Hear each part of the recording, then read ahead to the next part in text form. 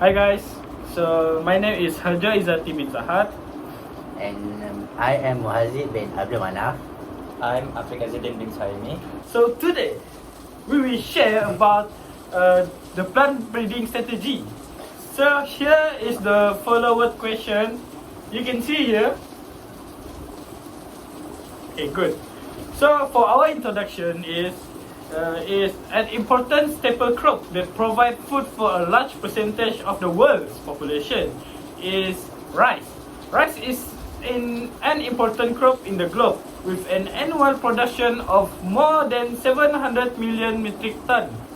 As the human population grows, so does the need for rice. In this project, variety Y has shown promise as an autogamous rice variety in the quest to increase agricultural output. It possesses a number of advantage features that are essential for consistent yield. However, the susceptibility of variety Y to disease A poses a serious concern, threatening substantial losses in harvest. Realizing how important it is to protect variety Y against disease A, our breeding program proceeds with a single goal in mind, that is to develop a robust, high-yielding rice variety that combines the best traits of variety Y with strong resistance to disease A. This deliberate effort seeks to strengthen variety Y's genetic base for long-term agricultural sustainability in addition to lessening the negative effect of illness A on productivity. Here, there are breeding plans to methodically introduce and strengthen disease A resistance while preserving the distinctive qualities that make variety Y useful for agriculture.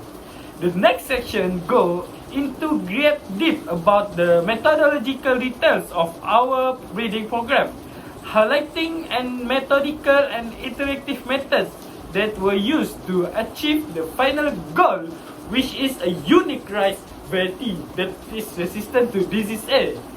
Hence, enhancing agricultural system resilience and promoting global food security.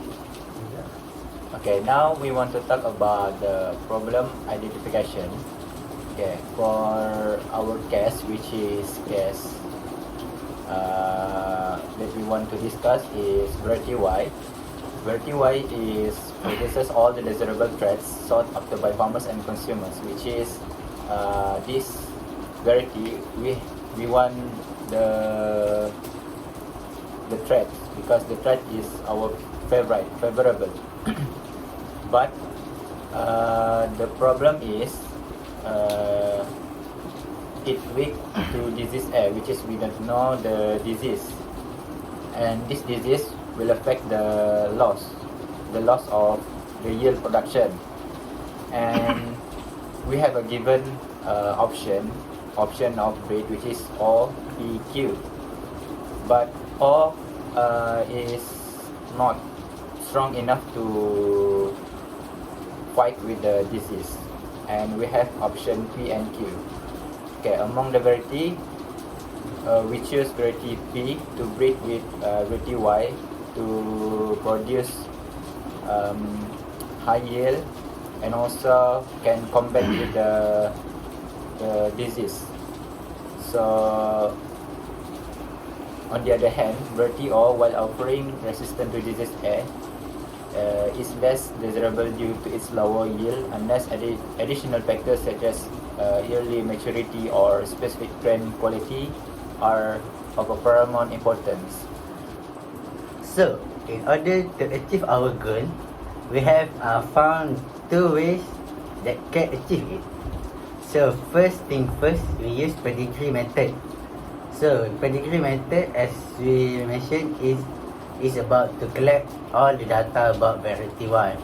And the second, we use backcross breeding, which is required to ensure variation occurs, since backcross is a procedure in which we can contribute dominant alleles to a variety that is weak in one or few simple inheritors.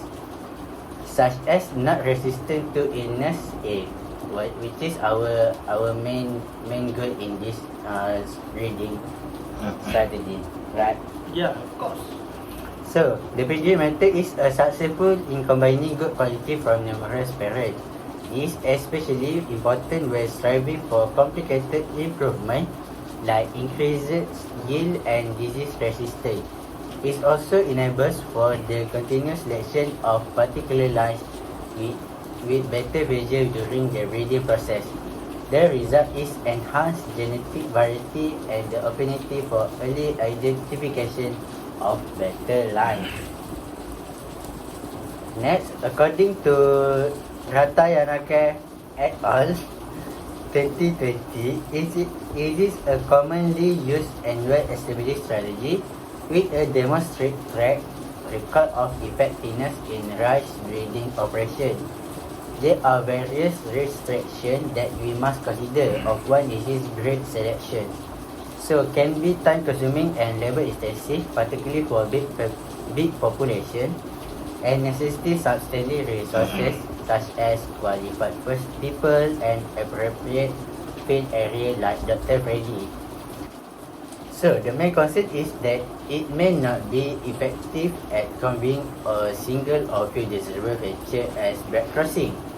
So what we conclude is back crossing is the most important part in this breeding strategy.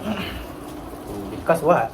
Back crossing breeding is faster and more efficient. Back cross breeding is a faster and more effective way to add feature like disease resistance or stress tolerance, in which what we want is resistant to disease A lah. Yeah, right. It can retain the ideal agronomic traits of the recurrent parent while introducing the required trait from the donor parent. In addition, compared to pedigree breeding, it necessitates smaller population and fewer generations. However, doing many back crosses may result in genetic homogeneity, thus limiting flexible and long-term performance.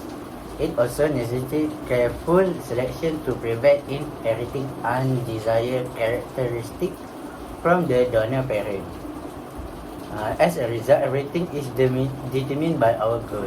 And to ensure success in these projects, we also need to do multiple environmental trials, or in this case, expose the new cultivar to disease A at every stage of cultivation.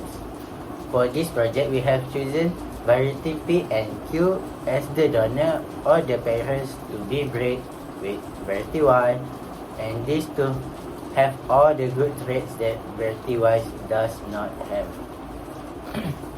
So now let's move on to the part which is explaining the genetic of the strategy. Okay.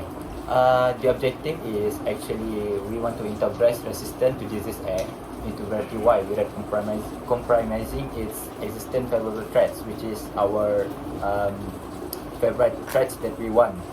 And this necessitates a targeted breeding strategy that balances disease resistance with trait retention. Okay, we have several approaches that can be considered, including crossbreeding variety Y with a donor variety possessing resistance to disease A, which is can combat with disease A, and then the resulting offspring would then be carefully screened and selected for individuals inheriting both resistant and desired traits of variety Y. So, meaning that the traits from variety Y we combine with any breed, maybe like P, so that it will resulting or produce offspring that we want, and then utilizing marker-assisted selection techniques to identify and track the genes associated with disease-resistant and favorable traits. This allows for more precise selection and reduces the risk of losing desired characteristics.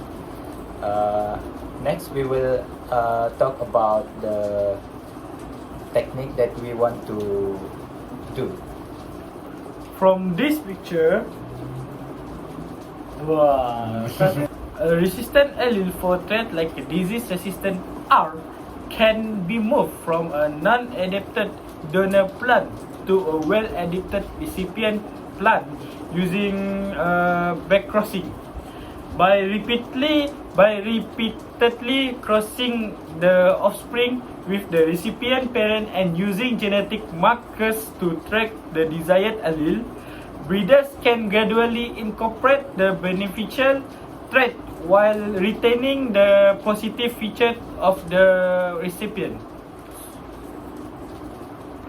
So, in part of backcrossing, In this picture, dah. Okay. in part of backcrossing, which is pedigree method, firstly, we focus on to find the variety Y, the main the main trait what we want. High yield, and of course lah whatever. So for the what you focus on is backcross breeding.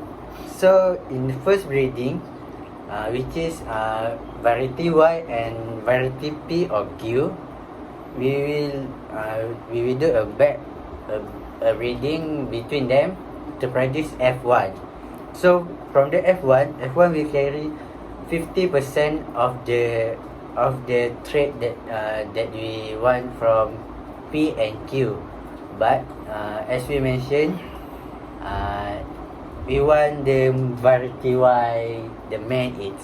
So in order to increase the trait we want, okay, we will do a several back crossing, which is in the back crossing we increase lah. So in first back crossing, it will increase to 75%. The second back crossing will give 87.5%, and then 93.75%, and we will get the most trait from the dominant allele lah. Yeah. So Yeah. So from figure 2,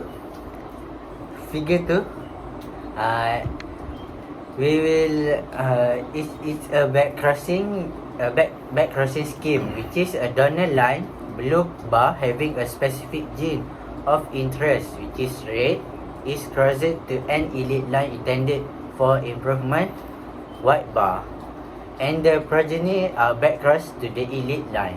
Each backcross cycle includes selections for the gene of interest as well as recovery of. Each backcross cycle entails selecting for desired gene and recovering a larger proportions of elite genome. For figure 3, show pedigree breeding schemes. Two individuals with desirable and complementary characteristics are crossed, and the F1 progeny self-pollinated to create new, better genetic and combination. So, that's all from us. Thank you. So that's all from us. Thank you for watching. Don't forget to like, subscribe, and comment. Share the video. Yes. Thank you. Thank you.